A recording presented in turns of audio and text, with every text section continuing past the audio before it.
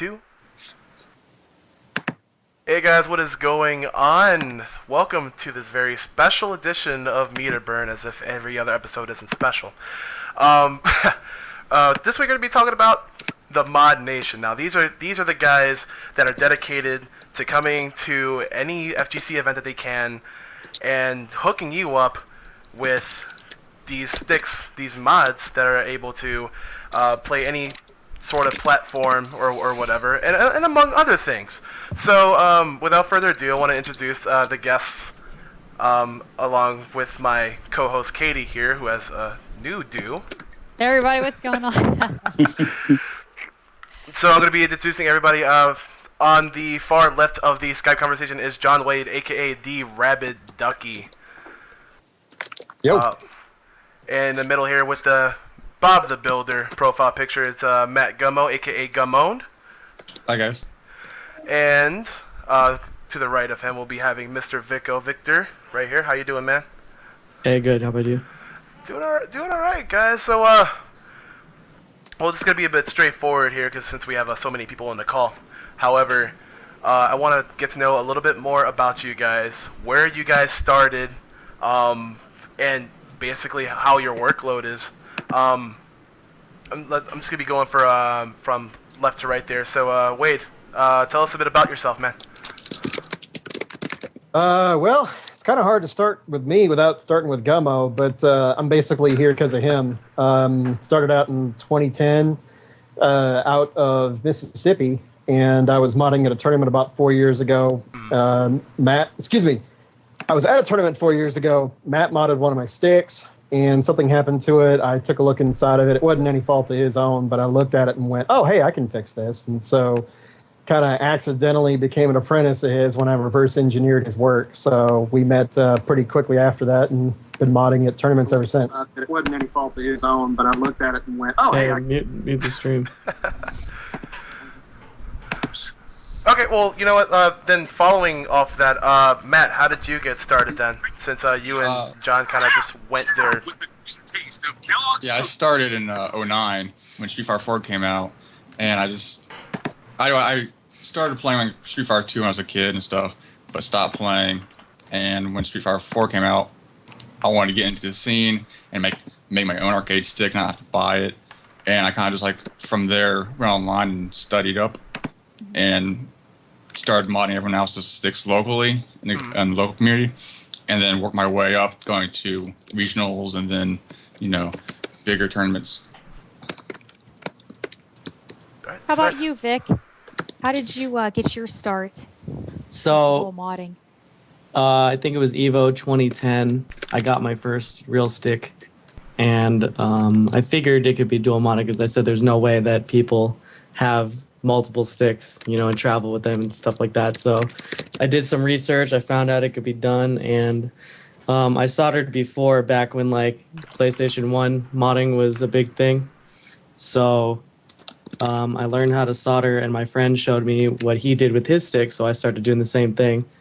That's how I started. When I started doing it professionally, I guess you could say, I went to Final Round 2011, where I met Duckie for the first time. I actually met Matt at what was that tournament called in Phoenix? Devastation. Oh yeah. So I met him there. I said, hey, I was getting some tips from him. And when I saw him at Final Round beforehand, I was like, hey, would it be possible, maybe if you guys aren't that busy, can I help out? Can I just learn some stuff? He's like, yeah, sure, bring your tools. So I brought my tools to Final Round, and good thing because they were like swamped with like 50 sticks that year. Like, it was on the first day, and they were like, hey, man, we're really busy. Did you bring your tools? And I was like, yeah. So I actually helped out, modded my first tournament just on a whim. So that was pretty cool. So that was just kind of like a, just kind of, not like learn on the spot, but like have like a, hands-on experience with like, modding at a tournament. You got these right. Big influx of players wanting their stick modded, and I mean, it must be a heavy load. Yeah, it was definitely trial by fire.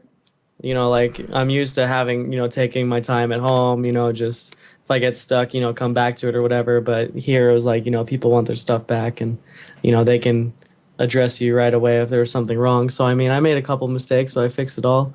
And I think it's just like so amazing how some people have the mindset of how to pick up how to do stuff like that? Because I've watched you guys, each of you when you're doing your work and everything, and I think, man, how can some people have the mindset, to be able to, you know, solder these different wires, at all these different places, and then you'll test it on your laptops there to make sure that everything's working, properly, and then I know you take the glue gun out and you guys get the glue gun all going, and I'm like, man, there's so much work, involved in all of that. It just completely blows my mind how some people just can pick that kind of stuff up, because I know there weren't any classes or anything out there to teach you guys how to do that.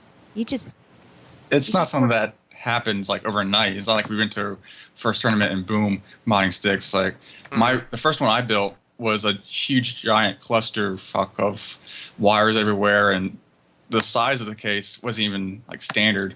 Like the buttons were like 1 inch spacing between each other, so it's like you have to have like giant hands just to use it. So, it's a lot of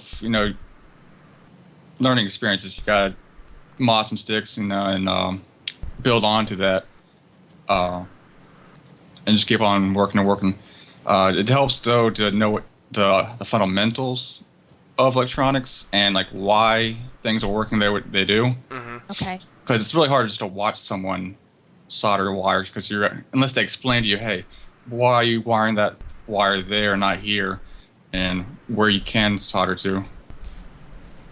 Yeah. So how long did it take you guys, respectively, to get comfortable with, the modding of the sticks, or even building a stick from the ground up and saying, hey, I could probably do this, as a, profession for the FGC, or, I could probably take this on the road?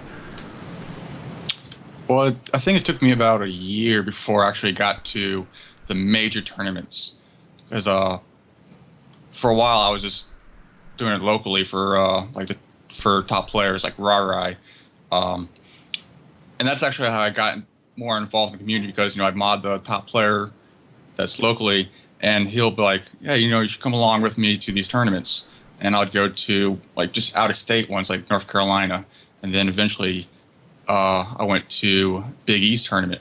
It was like Summer Jam, I think, and that's when I started to get more comfortable being in the tournament scene. And that's actually funny how that's when I got my nickname Bob the Builder, was because of Big E, because he had not met me yet, and I was just modding in the corner, and he's on the bullhorn saying, if you want to get your sticks mod, come see Bob the Builder in the back. That's cool. I remember how we would talk and everything, and I asked you, what's the most annoying arcade stick to try to mod? And I remember at the time, it may be different now, but it was some of the Hori sticks, because I think access is from underneath, right? And the old H-wraps, because you had to get you had to use like one of those wrenches, lug nut wrenches, from the bottom, and there's like 6 of them, and 2 of them are pretty hard to get to.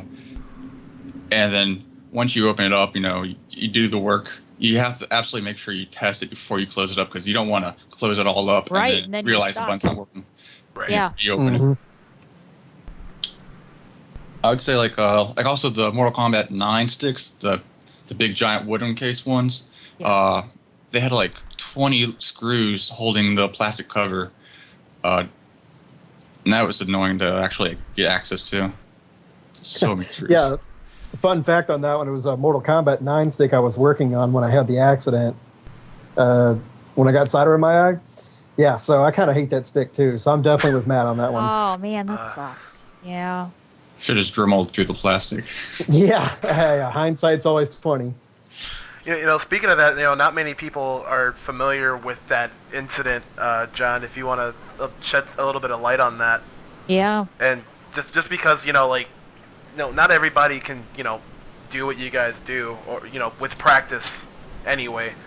So it's kind of like a reminder to all of the dangers, Oh, yeah. what, of what could go wrong with modding a stick, if you want to shed some light on that. Oh yeah, it's pretty dangerous work if you're not careful. One of the things I joke around with Matt and Vicko all the time is that we're all dying of cancer for the FGC because there's lots of stuff in the solder fumes that come out, and probably not as safe as we should be. But I kind of got the wrong end of that deal. Seasons Beatings 2011, I believe, in October. And I was working on a Mortal Kombat 9 stick, and I was really rushed because Matt and Strog, another modder, in Virginia, they had to leave suddenly because Strog got called in to work. So I was suddenly left there by myself with a bunch of sticks to do, and I wasn't exactly paying attention. I was just trying to get things done. Right. And there was this customer there who kept bothering me, and don't get me wrong, I love it when people come up and talk to me when I'm working because it helps, break up the monotony. But this guy was just kind of being a jerk, and finally I lost my temper and was like, look, dude, and I was working with some wires, and one of them was kind of springy, and it flicked hot solder into my eye. And so, complications from that kind of led to blindness. I probably wasn't the smartest person about it. I actually kept working. I worked for like 4 or 5 more hours and then went and finished up what I could in my hotel room, pulled an all-nighter, and then drove like 20 hours back home, stopping in Nashville to work on another stick. So, it was like a day and a half after the accident before I got home, and then slept for 2 days, and then finally went to the doctor. So, the moral of this story is please always wear safety goggles when soldering. It's dangerous work. And if you do, heaven forbid, ever happen to get solder in your eyes, don't do what I did and just go right to the doctor. So it wasn't actually the solder that caused the blindness. It was complications from it. I got like a fever like a month later, and then just woke up and the lights were out. Oh man. So. Yeah, it sucks. Yeah, it is what it is. I'm used to it. It's been 3 years now, so. That's, something that people don't consider with all of that. I mean, you guys are working with heat, from the solder.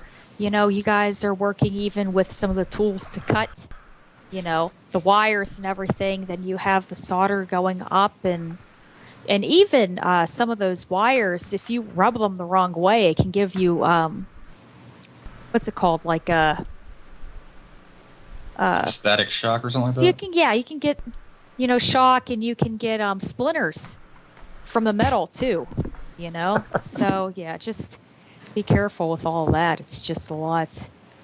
We've gotten to the point where we don't even notice like the cuts from the metal because some of the panels just aren't they're not galvanized, and we're just like, cut ourselves again. Yeah, we just keep working. So it's a job hazard. So this thing happens like just countless times then, like just the cutting on like, the metal edges.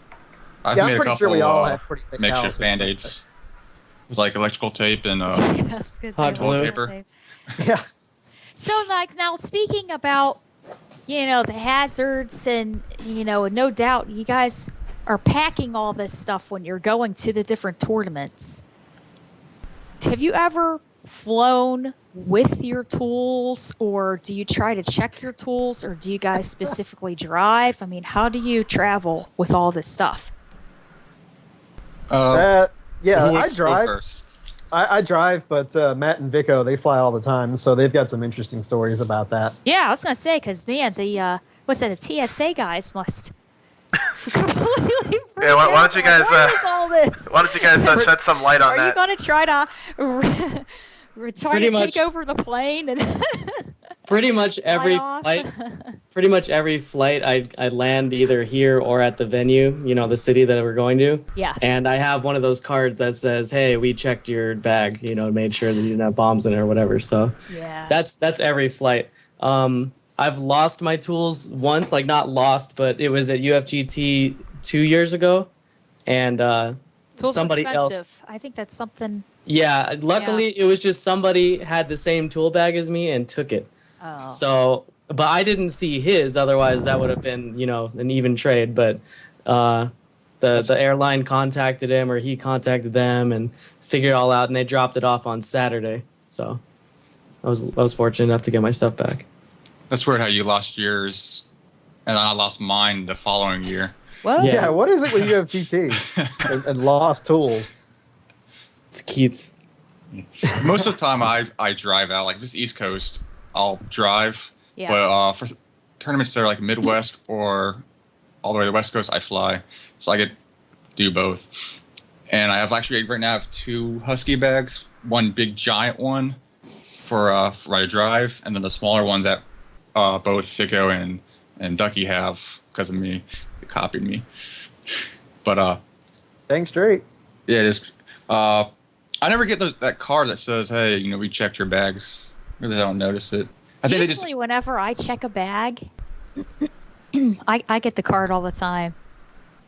I don't know. Maybe they open it up and they're like, They "This always thing's check. jam packed to the rim of like tools and stuff." They're like, "I don't want to waste my time." Yeah. Right. Like, but yeah, this past UFGT 10, I missed my flight in the morning, and I waited all day till 12 hours later to get a connecting flight to Washington D.C. and then to Chicago, and along the way, it never left Norfolk.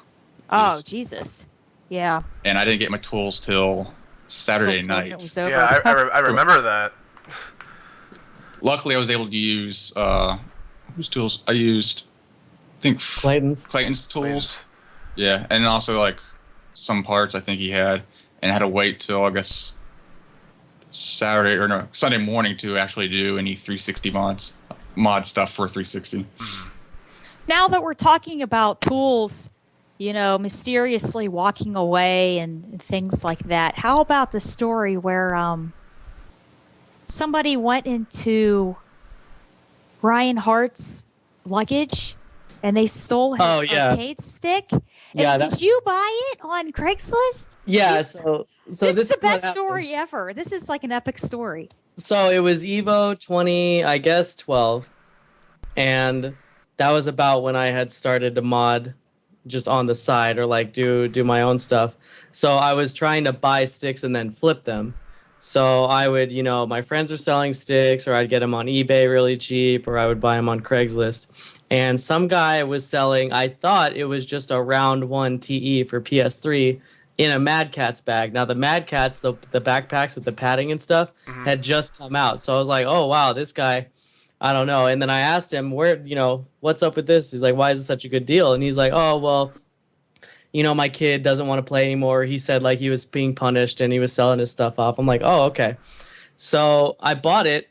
And then that's when I realized that it said like it had the Lowland Lions logo, it was custom artwork with the plexiglass and whatever. So I was just like, oh, okay. I felt like I'd seen it before, but I wasn't really sure. So then I posted in the show off your stuff or best buys or whatever thread on Shoryuken. And Markman was like, oh my God, that's Ryan Hart's stick. Contact me right away. So I PM'd him or emailed him. And he's like, holy shit, like, that was actually stolen from him at TSA, like he went through security and then that was it, And I was like, oh, wow. And he goes, That's look, crazy. give me your address. I'm going to send you a brand new stick and a bag to replace it. I'm like, oh, wow, okay, So I sent him the stick. I mean, he sent me a new stick and a bag, and, that was way more worth it to me. And then when I met Ryan, he's like, oh, thank you so much. That stick means so much to me, whatever. So Yeah, that's a cool story. Yeah, it That's really pretty is. good. Backtracking a little bit. Speaking of the amount of tools and all this stuff in order to provide the dual mods for the competing players. Let's talk about like how much actually goes into this out of your own guys' pocket. Like like how much these tools cost. I mean, and you have to buy a lot of soldering wire. So like what's a normal day at a major for you guys? Well, Matt and I buy all of our stuff in bulk, and we usually split the cost. So we'll get 100 Cerberus boards. That's probably about $2,000, 2,500, something like that. Okay. So then we'll flip that and at least double our money depending on where the tournament is and whatever. So that's that's over time. We never do 50 PS3 mods in one tournament, so that could take a whole season to do, or just one couple really busy tournaments. The tools, if you get one set of good tools, you're set. Like I pretty much have all the same stuff as when I started. Something might break or you lose it, but that's all just one by one. The initial investment is definitely very expensive. You can get away with just a couple little things. I mean, you definitely need a soldering iron and some wire strippers and stuff like that. But as far as supplies go, I mean, I try to buy in bulk. Like I buy wire in bulk. I buy the big thing of solder. We definitely buy the boards and stuff in bulk. So the best deals, make the money go a long way. And then, of course, that's an increase in profit for us. Mm-hmm. Well, has it gotten any more expensive now with the release of the newer generation consoles, the Xbox One and the PS4 then? Yes. Oh, yeah, definitely. The new pads are, $60, and all we can use is pretty much the official controllers right now, because with Xbox One, all they have option-wise is either buy a TE2 or buy the Xbox One pad. Right. And most people aren't going to spend $200 for an arcade stick. They just rather get it cheaper and get it modded for Xbox One. And so the controller is like $60 itself, unless you can get it used. And then Clayton from Freak Mods, he released a adapter board to make the mods a little bit easier. Mm-hmm. And I think he's selling those for like $35 or $30, around that price. So you add it all up, the parts are pretty expensive. Right. And that's why we charge a little bit extra for those mods. Well, yeah. Let's talk about now, were you guys invested in the fighting game community at all before you guys came stick modders? I actually ran. Sorry, go ahead. It was just pretty much when Street Fighter 4 came out, I got into the local community. I went to the GameStop tournament and meet the people that's locally in Southern Virginia, mm-hmm. and started going to find like who's hosting the games, and I would actually go out to their place and play the games there. Now, you mentioned going to the GameStop Street Fighter 4 tournament. Did you win a headband? Yes. Got second place in the very first tournament. All right, good stuff. What about you, Ducky? Me, I've been doing this a while. I'm kind of an old guy. I used to joke around with people that I would hold tournaments for Street Fighter 2 Championship Edition in a Walmart lobby using the back of a receipt for brackets. And what's funny about that is I didn't learn until 2009 that I'd been running brackets completely wrong, so I probably screwed a lot of people out of some stuff. But I took a break for a little while, like after Third Strike and Marvel came out. Right. I never really went to any majors. I just pretty much just kept it to local tournaments. But I didn't get back into it until Street Fighter 4 and the first Blaze Blue came out, and I love playing Guilty Gear, so I kind of fell into Blaze Blue a little bit and went from there. Vicko, you're up. I've always been kind of like not really heavily into the fighting game community, but I've been playing fighting games for a really long time. I went to a tournament. I'd say my first tournament that was for like the most recent FGC was probably when Ultimate Marvel came out. That's when I got a little bit more into it. I've been playing Smash Brothers for a really long time, and I used to run all the Smash Brothers tournaments here. So I know how to run tournaments, I know what's involved, and I know a lot of the people. And I mean, just from being in arcades locally, like my whole adolescent life, it's all pretty much the same people in the fighting game community here. So I'm known as far as the veterans go. I mean, I know all of them, and they're cool with me. So. It's really nice. But I went to the first major that I went. I mean, I've been going to Evo like every year since 2004, but I never entered anything. I entered Smash when it was first. It was like 2007, I think, was the first year the Smash Brothers was at Evo. And then I didn't enter Evo as a fighter till like 12 or 2012, I think. Whoops, hold on, sorry about that. Alright, I have a couple of questions that people are asking in the chat. I'm just going to be going from the top on down. Single Mall 236H goes, I wonder what's been the worst mistake you guys made modding at a tournament. Now, I mean, I'm guessing we all know about DaRabidDuckie's mistake. But I want to get a little bit of insight on, what was like a really bad spot you were guys in whenever you, Gummowned and Vicko was dual modding. I would say the worst one was it was a fun around tournament, and had a player who wanted a mod for the Dreamcast. Okay. But he was very specific. He brought a Mad Catz Dreamcast controller, and he wanted that pad hacked. And he didn't want anything else. He said he didn't want MC Cthulhu or anything like that. And so I'm going to do the mod, and I was cutting away the memory card expansion part on the controller because it's too, like, if you have that, it's too big to actually fit into the arcade stick. So I was dribbling it off, and as soon as I did that, I realized that part of like the main circuit was actually on there. So essentially, I just broke the controller. Yikes. And it's not really that expensive controller. It's probably like, $15 controller. Right. But I guess instead of, manning up, admitting that I broke it, I just took a MC Cthulhu and put it in.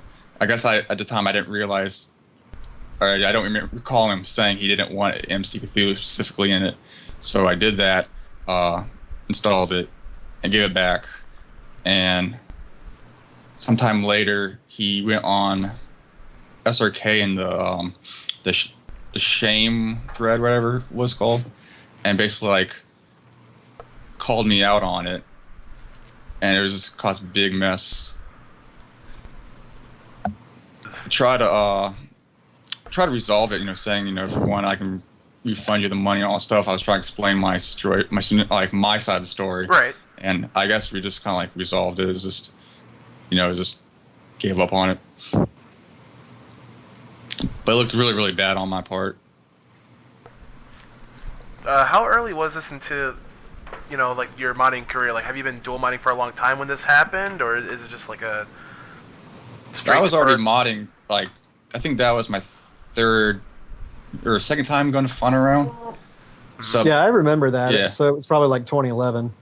yeah, so at the time I knew what I was doing. It's one of those things where I didn't realize he was that specific on having it be a Dreamcast controller and not MC Cthulhu, which to me in my mind, like, they both work on Dreamcast. What was the difference, Mm-hmm. But apparently it made a big deal to him. Vicko, what was your kind of worst modding experience? I'd have to say probably this past Evo, we lost the stick. Oh. So we the guy was, haggling with me on trying to get a stick that I had pre-modded with LEDs as well. Mm-hmm. Like he kept, he just kept coming back and kept haggling me, and then I was like, I don't really want your stick, because he bought one of those Quanbas. I didn't want it. So, Yeah. like, nothing wrong with it. I just didn't want. I was trying to sell sticks. I wasn't trying to go home with any. So, he was like, okay, well, it's kind of late to do the dual mod now. So just, we'll just take it back. So I went back to go get it, and I didn't find it anywhere. Like, it was brand new in the box. So somebody got off with a brand new PS3 Evo Quanba. So I was just like, all right, well, we lost your stick. I don't know what to say. I mean, I took responsibility for it. I mean, it really wasn't mine in particular. It was kind of all of us, because we're all responsible for that area. Mm-hmm. But there's people like coming and going. There's Mad Catz people coming through. There's friends of people coming through. There's just hard to keep track, especially when our back is to where all the sticks are. So I just said, you know what, just if you want this stick, just go ahead and pay me the difference from whatever you paid for the Quanba stick. So he ended up getting a really hooked up stick that was dual modded with LEDs for like $100, and so he was happy with that and whatever. Speaking of that, let's talk about security. Now, I know you guys have, like, your little, dual modding section, and I would imagine that, I would have a heart attack if I had to take care of all of these sticks that people are dropping off at majors, making sure, everything's all safe, nothing gets broken or nothing gets stolen. So how do you guys go about that, kind of stealing yourself or taking the precautions necessary to, keep all of these sticks in check? Well, usually it's not that big of a deal. I mean, that incident at Evo that Vicko mentioned, I mean, I work about 4 to 5 tournaments a year, and they work probably twice that. So we've been to maybe 30, 40 tournaments together, and that's the first time that's ever happened. Usually security is pretty good. I mean, yeah, there's lots of people passing through sometimes, but the FGC, usually kind of polices itself on those things. Sticks do get stolen, but it's usually not from us. It's not around us. And so, I mean, it's pretty easy sometimes, most of the time, to just keep an eye on stuff because it's usually, back behind us, between us and the wall. And,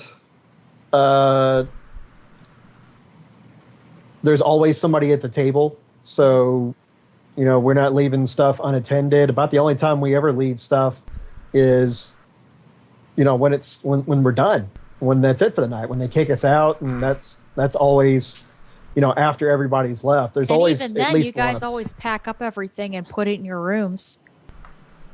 Yeah, I mean, sometimes we do that. Sometimes there's a security guard on staff, and we tuck everything away all nice and hidden like. And so, yeah, up until that Evo, it had never been an issue, and I'm pretty much just considering that like the one time, and I don't expect it to really ever happen again. Right. There was a scenario kind of like it happened at Devastation.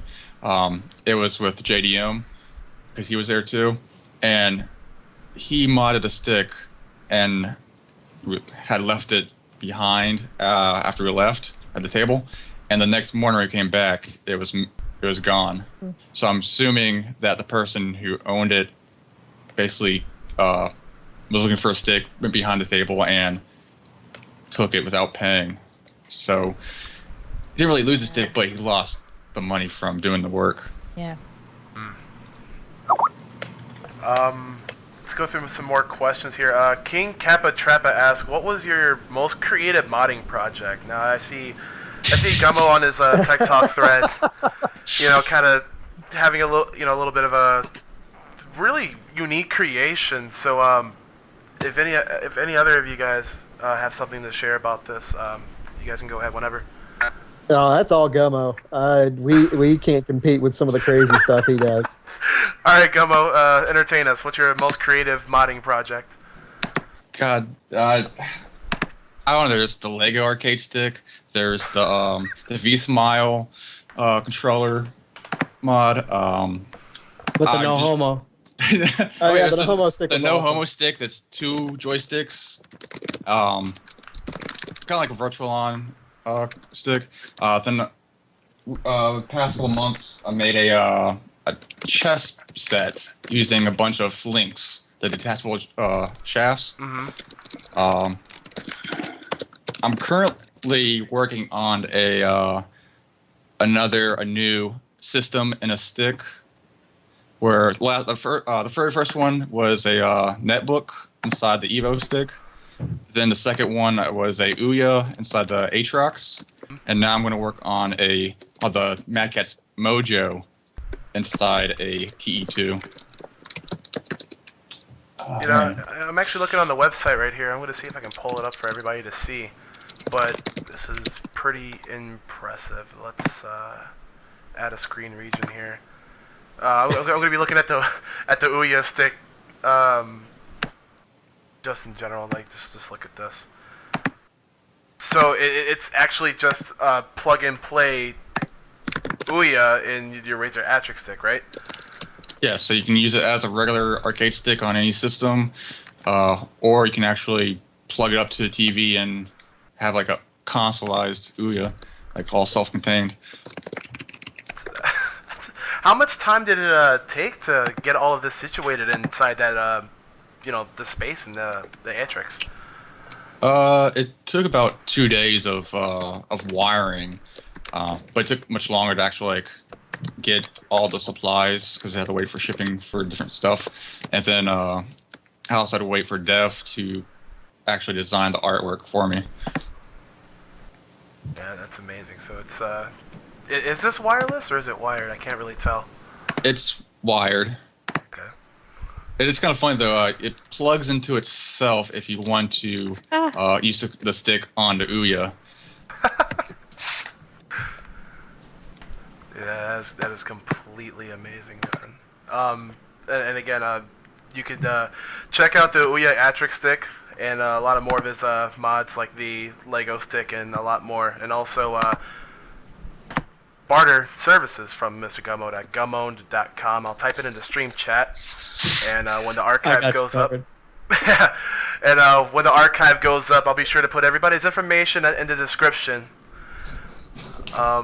So Gummo, I have a question for you, and I know you really didn't have an opportunity to really showcase it because we personally didn't, we haven't actually done an interview in quite some time.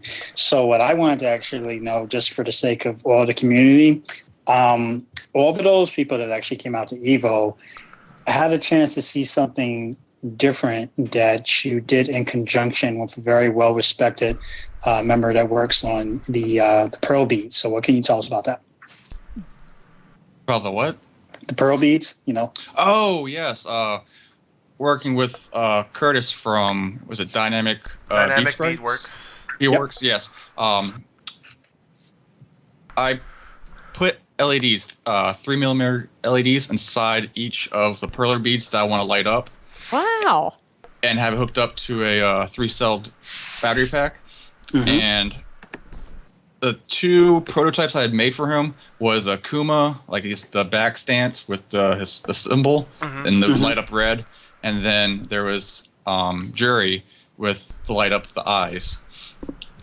And when I showed him that, he was all very interested, and he was thought it's going to separate the bead sprite that he does with everyone else's, because I've looked online, I couldn't find anyone else that was actually bothered lighting up the perler beads. Right. And so he sent me a lot more. He sent me I think 40 more sprites with a week left till Evo, and I worked all day for on a Monday or Tuesday from the day the hour I woke up to mm-hmm. going to sleep at night. I was only able to get 16 done. Yeah, because they take forever to do, but so they look amazing. Yeah. Do you think that now that that's done, that's going to take off? No pun intended, but to change the game, and it's going to really create a much greater demand for not only for for him, but also for you. It's a new market. Yeah, I'm actually really excited to make some more for Summer Jam. I'm actually thinking about ways I can improve the method of getting things light up, actually make my own circuit board that mm-hmm. I could break away to make it the same size. Because right now I'm just using a prototype boards. Yeah. And actually hand soldering each LED and using surface mount resistors to connect everything. It's really painstakingly time consuming. Mm. So if I design my own PCB, I could get things out a lot faster.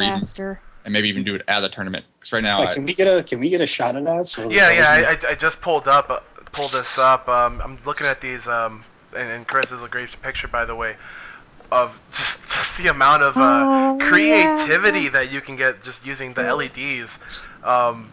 There you see the Oni with the glowing eyes, and Cyclops using optic blast, and these are looking pretty spiffy. I mean, I would definitely would love to go not even to just an FGC tournament, but outside, at a movie or someplace, and just kind of show it off. You know what I'm saying? They were very eye catching. As soon as I saw that, I was like, yeah, you guys did it. So, when do you think it will be time for another prototype, or just for these little beads, so that we can actually push these out to people who want to buy them? I'm still waiting for Curtis to send me more sprites to get done. Yeah, these are so great. So Well yeah, done. Be, Yeah, they're definitely really cool. be They're on really the cool. definitely be on the lookout in the coming future. There's Um, also some more some questions. special LEDs I can use to do cool effects. Like I can actually get blinking LEDs. So if I want to do like Blanca with this electric shock, I can have it like flash nice. Yeah, that's the lights. sick. That is cool. And there's also color fading, like slow fading LEDs with the. So like do like Rose could do like her Soul cape or Flash. something. What Yeah. is that? Yeah, And and it'll I just, want like- Chun-Li with her legs, and then have little lights to show like the legs are moving.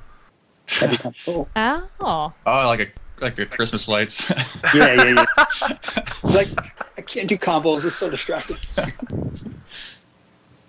That's actually a good idea. Yes. People would actually try to. All right, straight mark. You guys heard it. It's a good idea. You cannot steal it. I came up with it.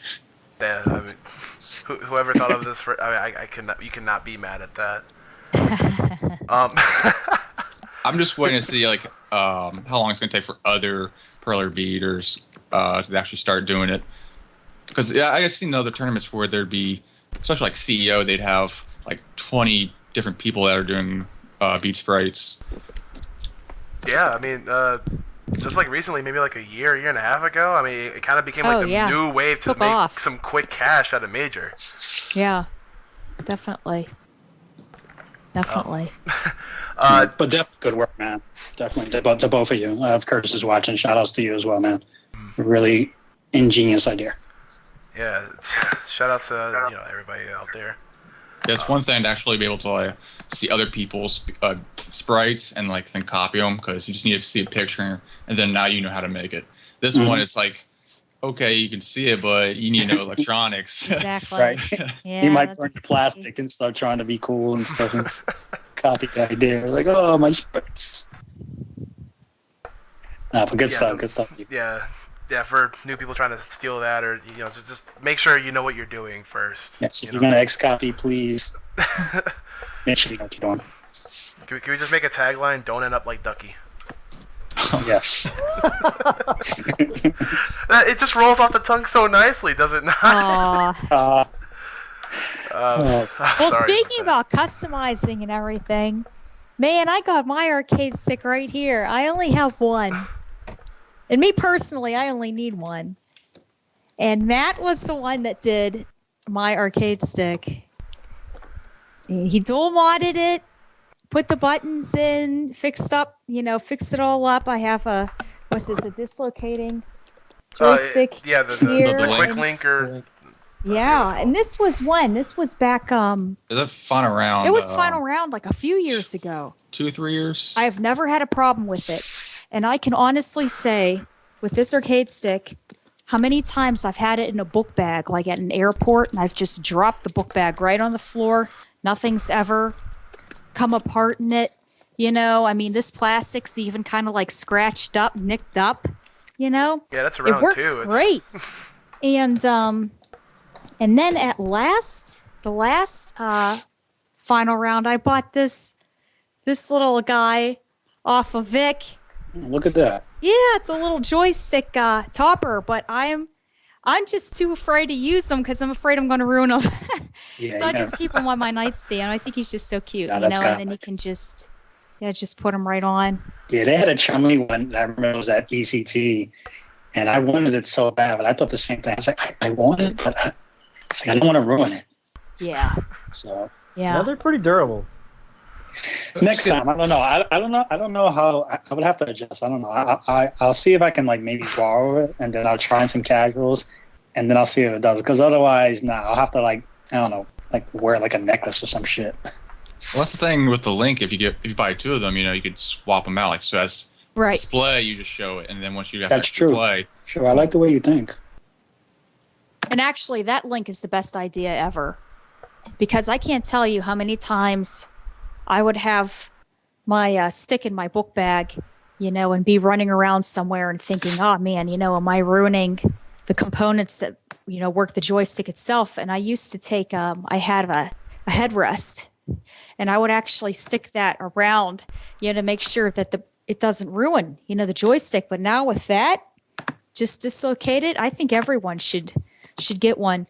But was talking with someone and they said that it kind of bothered their pinky, when they would use it. But I don't know. I mean, I've used it ever since you put it on, and I mean, I think it's awesome. That's like what, 3 years ago? Maybe 4? I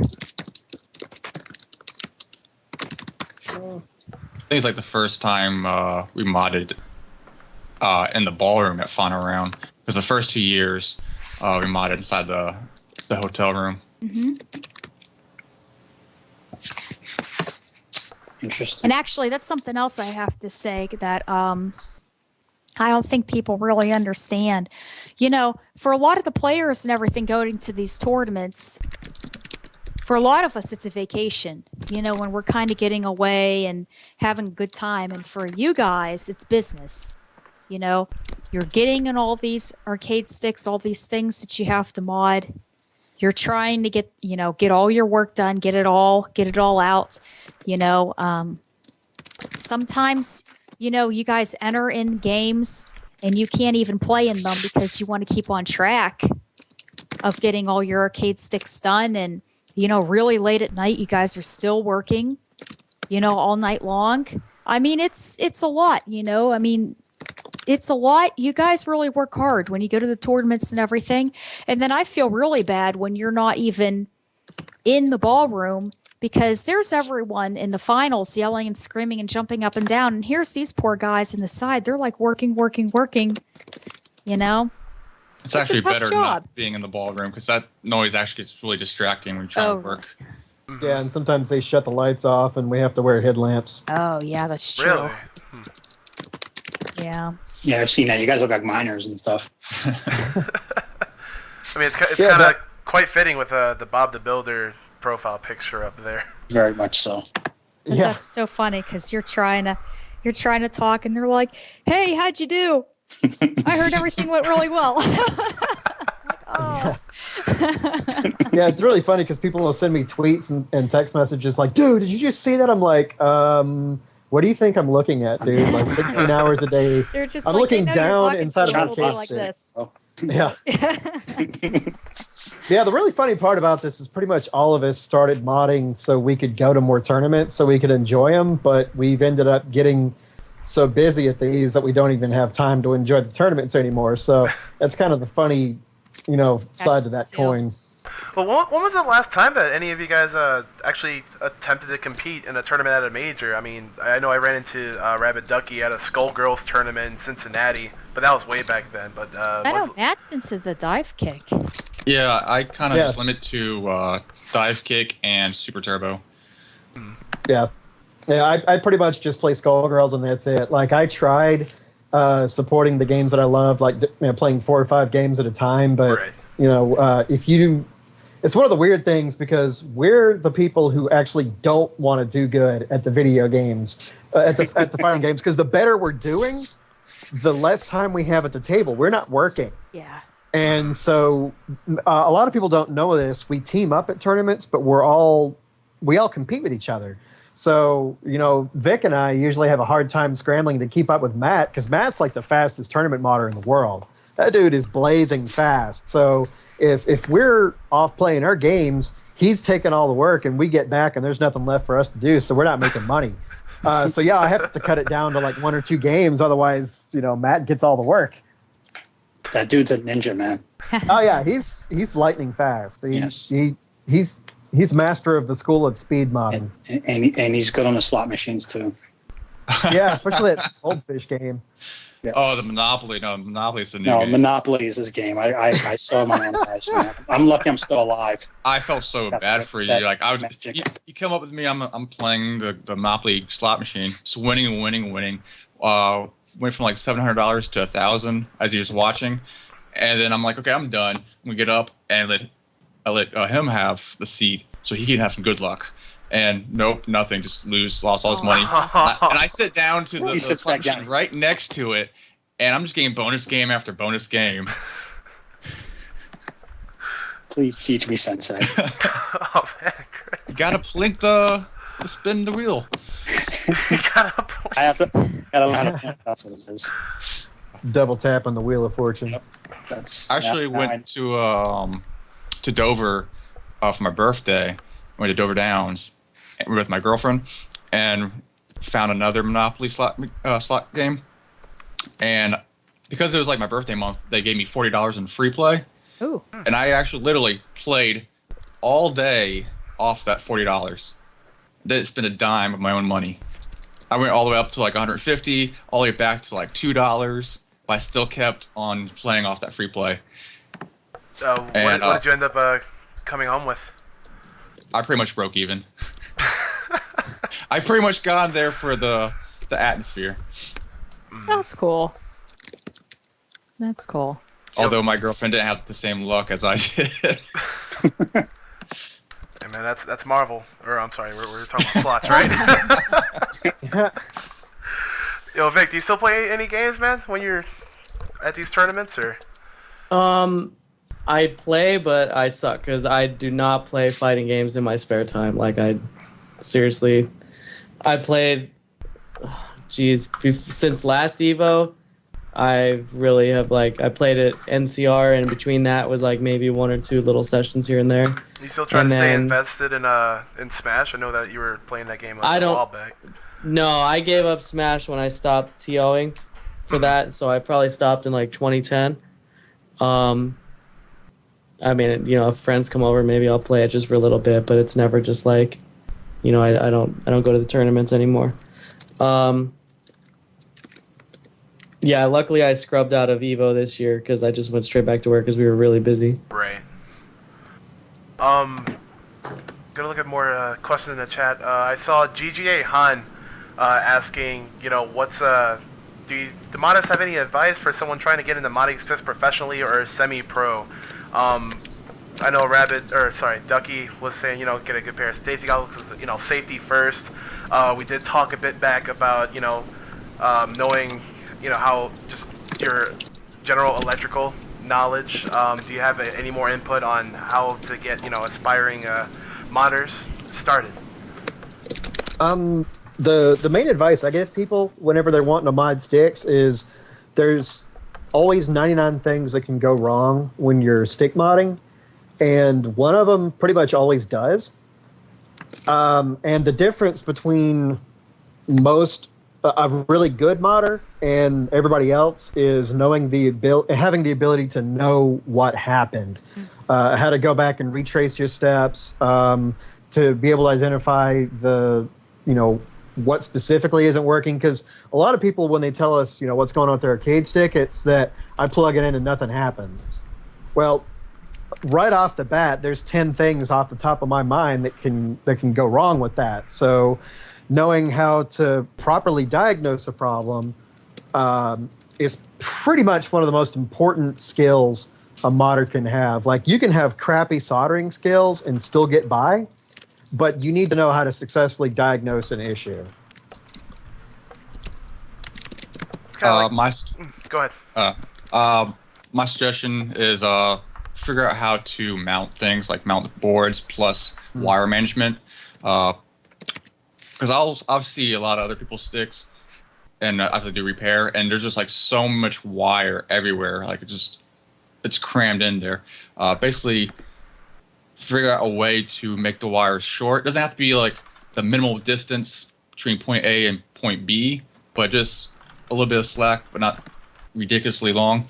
And try to do some type of color coding with the wires, because it makes it a lot easier. Because I use Cat5 cable, which gives me 8 different colors, and I have my own color scheme that I use. It's a lot easier to prep boards and know what off the top of the hand, like just look at the wire, knowing, oh, that's X button, or that's up, or that's left, as opposed to having every wire be red. Right. So it makes troubleshooting a lot difficult. It makes just trying to figure out where your wiring is a lot difficult. It must get a bit confusing since not all arcade sticks are made the same. So you'll at face value the Mad Catz TEs are kind of all color coded the same with their quick disconnects, but then you'll have some like the Hori or like the combos that use a completely different configuration. That's a Yeah, you just, Yeah, after a while, you just learn, like, you've memorized, like, which color is what for each stick. Though usually, I'm not looking at the wires. I'm looking at the pinouts on the PCB, like, because it'll either be labeled, or I can just look at the wire to which button it's going to figure out what a certain pin is. Yeah, I'm not gonna lie, I kind of cheat. I've got diagrams for a lot of the more common sticks. Most of the Mad Cat stuff, I've done hundreds of those. So Mad Cats, they're mostly all the same. Except for 360 is gonna be the same, PS3 is gonna be the same. But when it comes to Hori's, like Matt said, it could be, any number of configurations. So I've pretty much got a folder on my PC that has color-coded diagrams to what everything is. So yeah, it's kind of a cheat sheet, but that works pretty great. The only cheat sheet I use is for the PlayStation 4 mods using the DualShock 4. How different is that from, just modding from a regular PS3 pad? Well, for one thing, you can't really mod a PS3 pad. Maybe like a PS3 stick or something.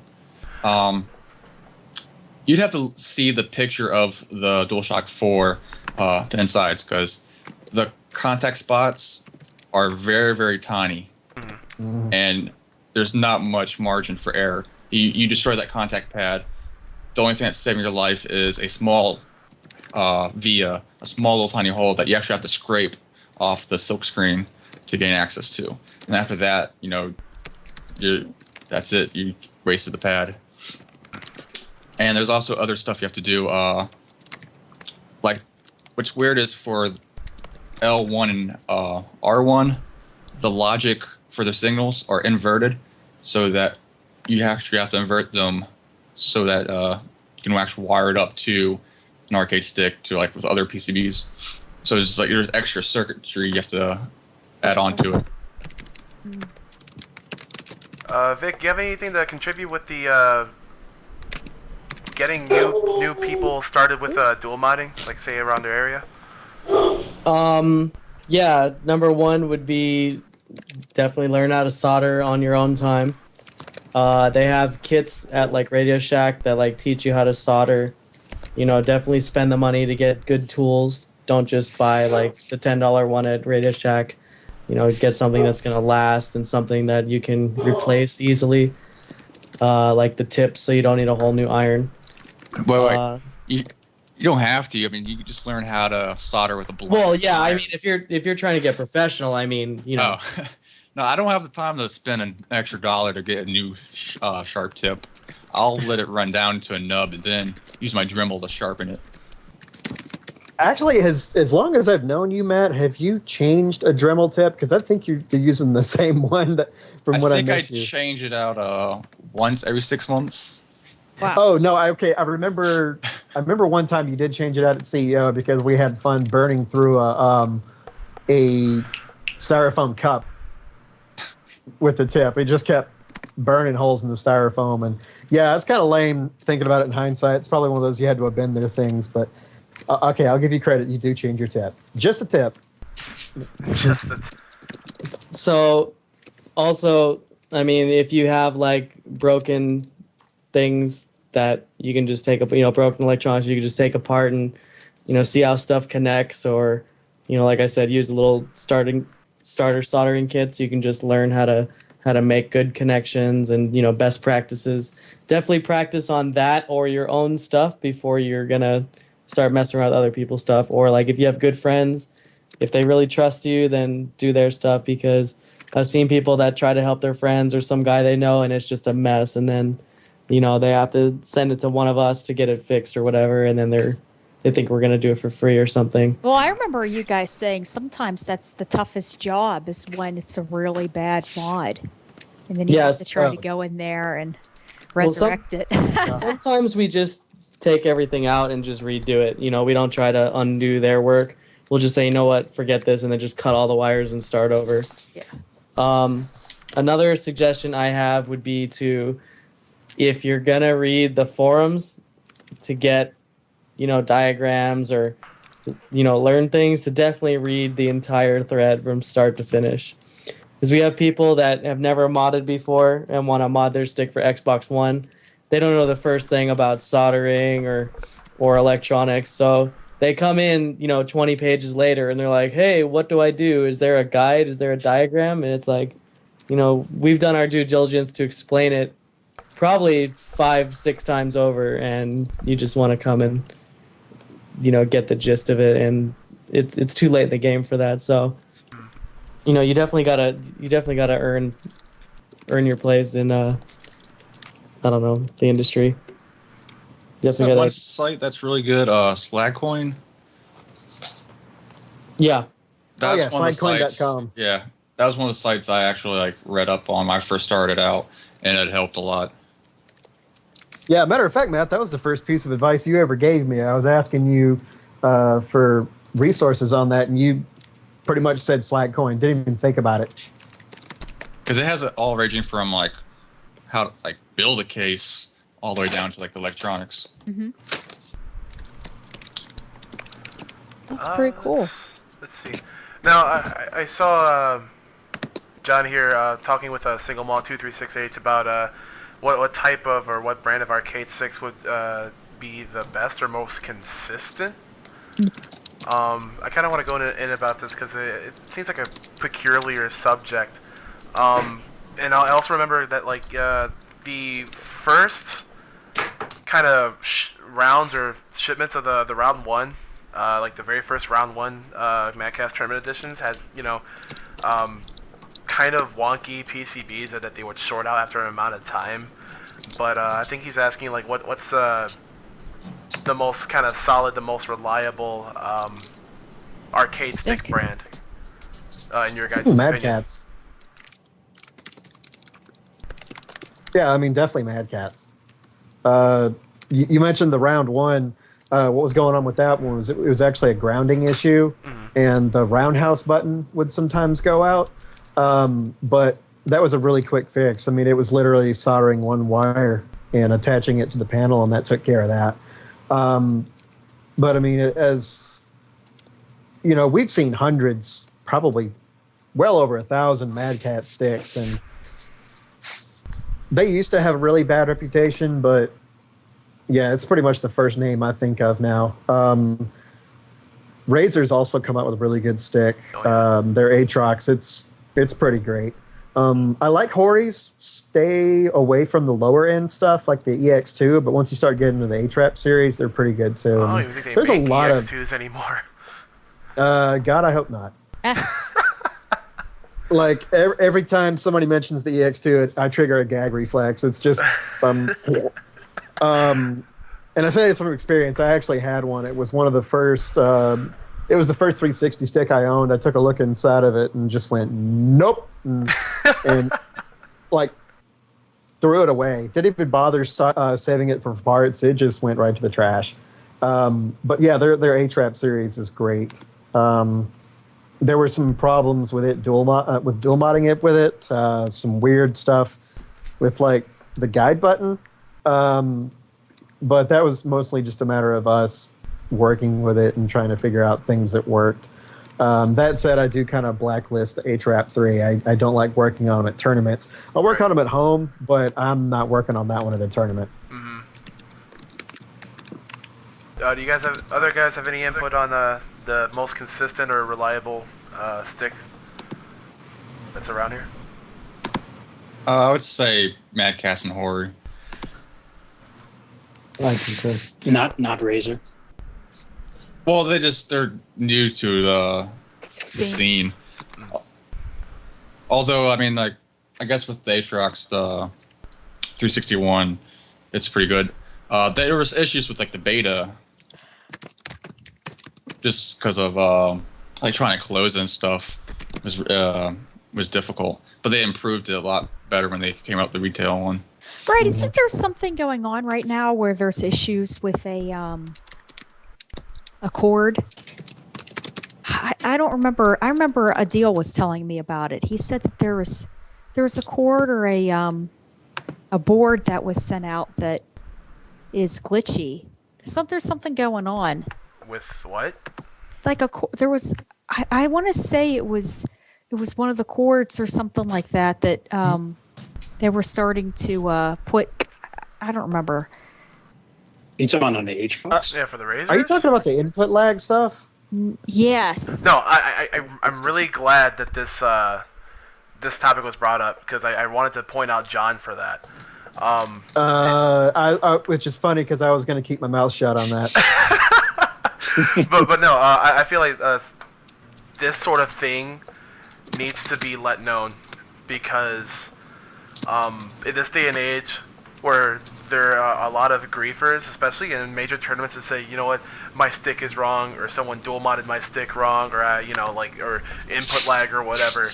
If you guys don't know, there's a chart going around rating the sticks from like an actual fighting game tier list from like S tier to bottom tier, which is the worst, about the quote unquote input lag by milliseconds, I believe, that these arcade sticks basically have. So if you want to go in about that, about like, if it affects anything at all or how much it affects, or go ahead, the floor is yours. You really want me to go into that? I really want to go. Yeah, well, let's hear it because I'm interested. All right, I'll try to keep it as simple as possible, but basically, I think the entire thing was crap.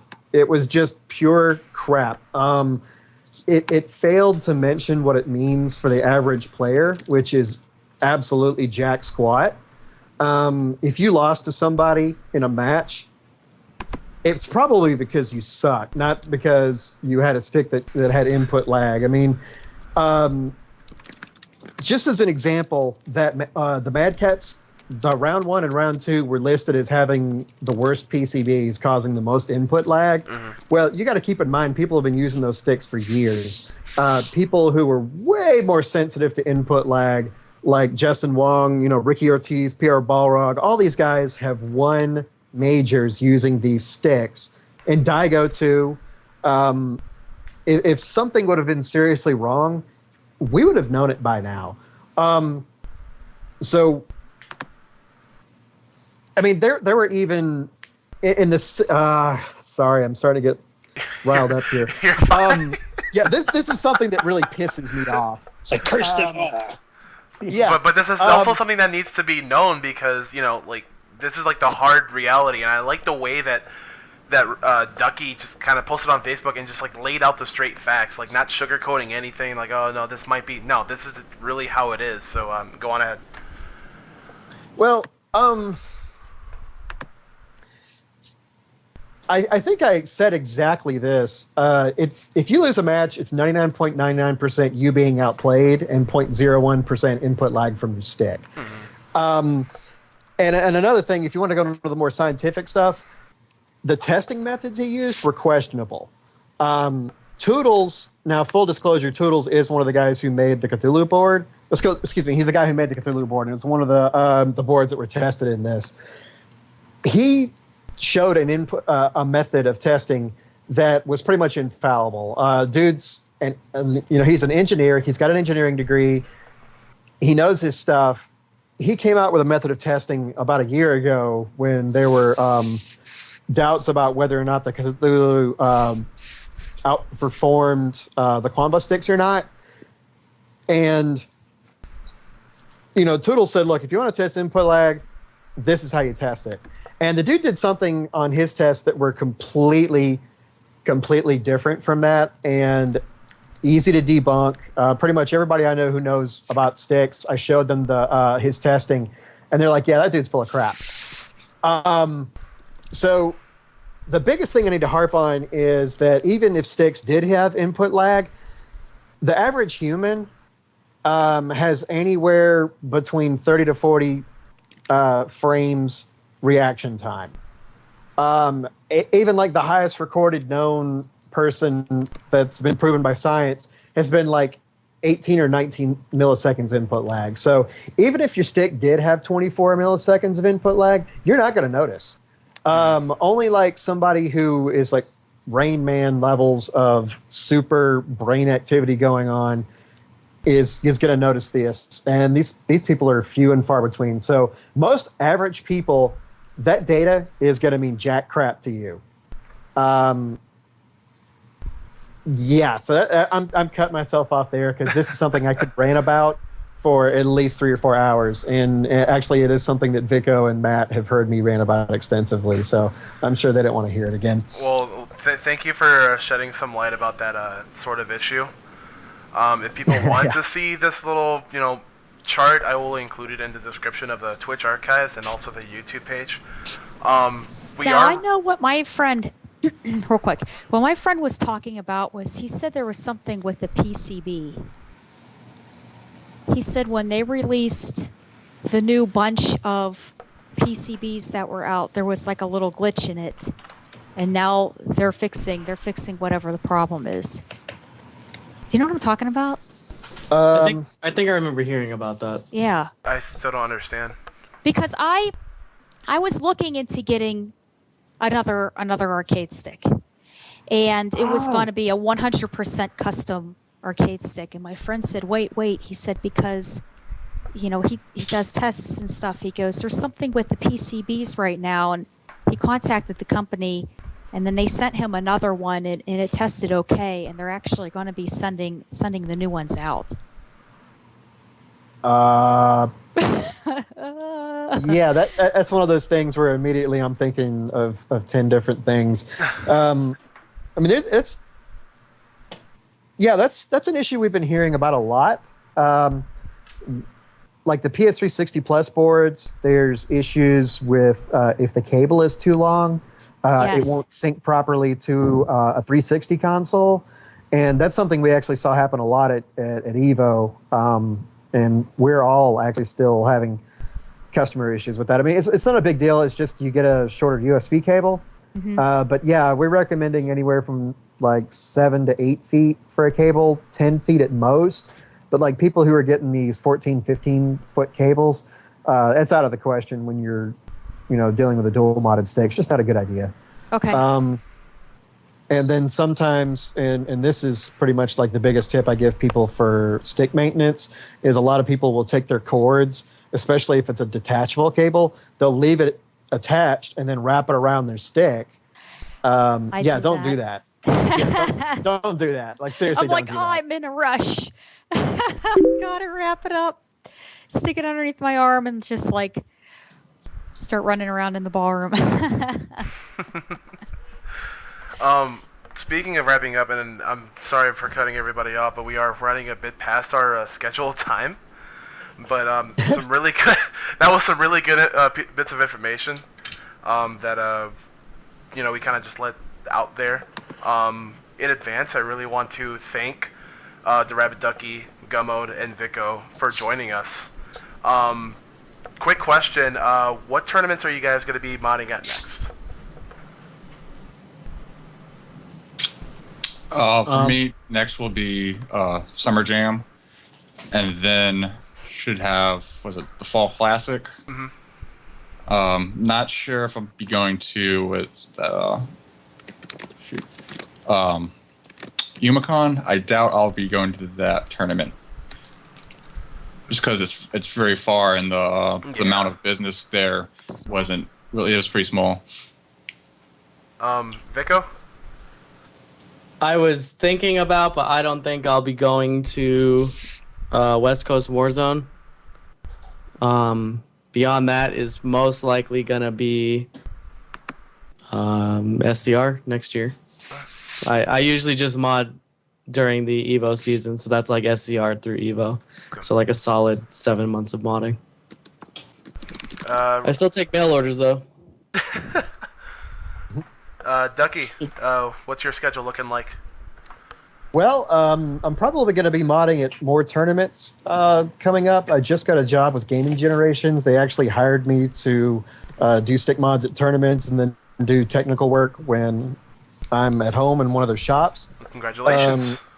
I appreciate that. Really looking forward to starting that.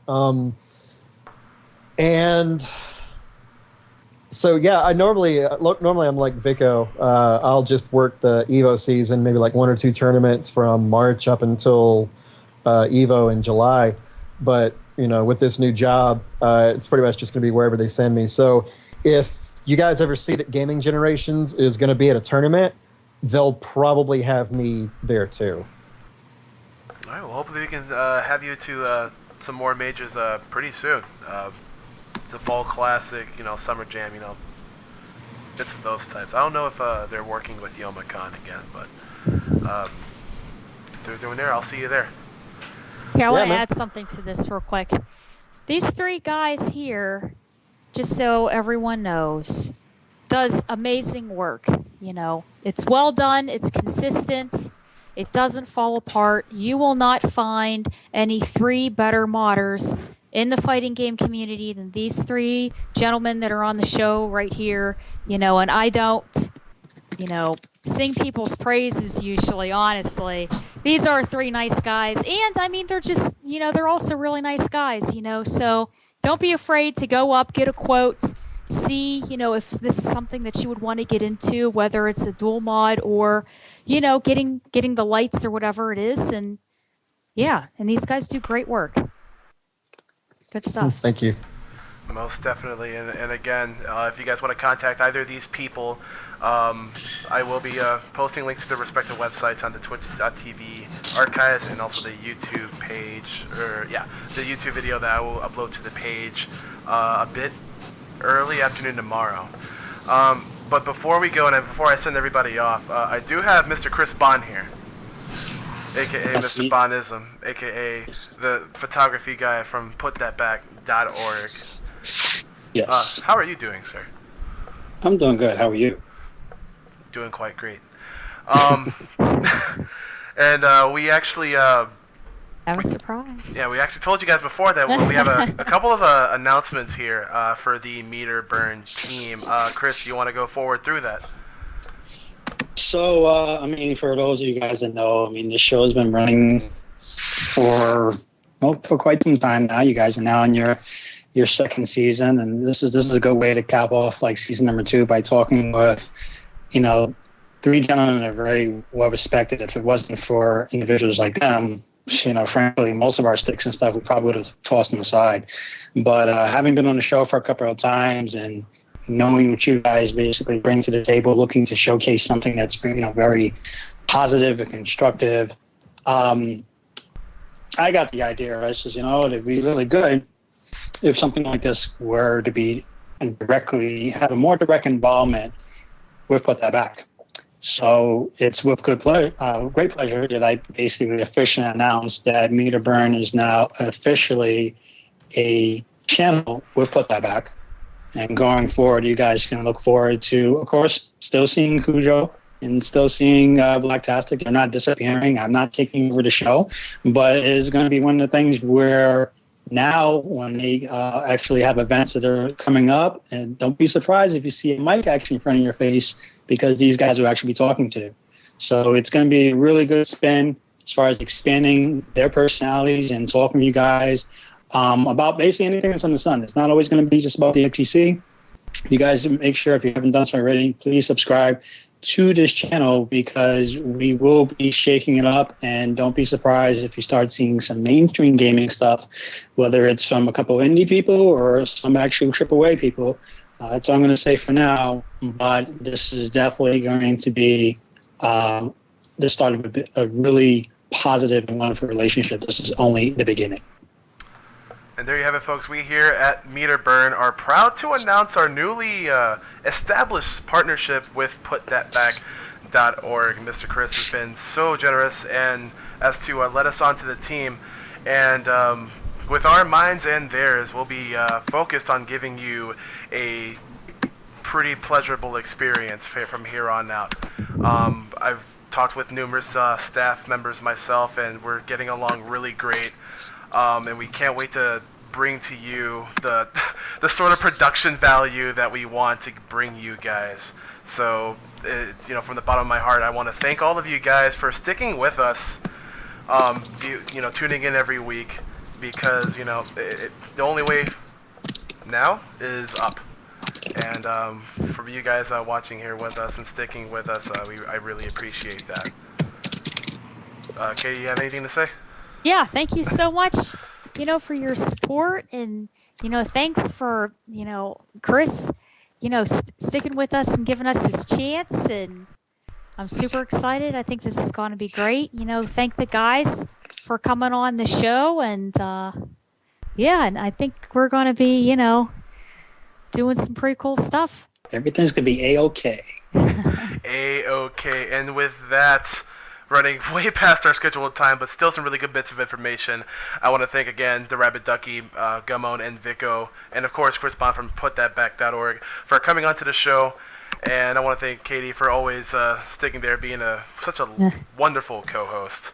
And I also want to thank you guys for just tuning in. Our next session will be Tuesday, the August 19th. August 19th. So make sure you mark that calendars. And for anybody that's new, please hit that follow button and follow us at our respective Twitters at Cujo_Kate and at DBlacktastic. So until next time, this is Meter Burns signing off. Thanks for joining us, guys.